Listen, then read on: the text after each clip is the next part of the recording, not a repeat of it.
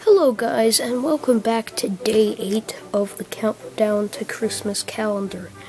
Now, yesterday, we sadly got a disappointing stock standard cargo car. Sure, it did give us a place to put this present, and underneath, disappointing Steamworks cargo place, but I'm very disappointed about what we got yesterday.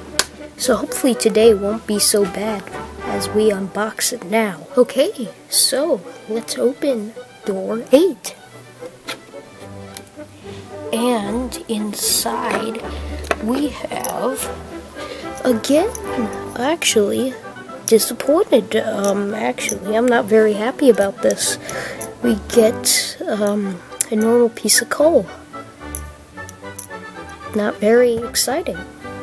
Right here it says Thomas thinks of a silly prank. Coal for diesel. So that concludes yet another disappointing day. We will see you in day 9, and hopefully day 9 will not be disappointing. But we'll find out then. So see you then.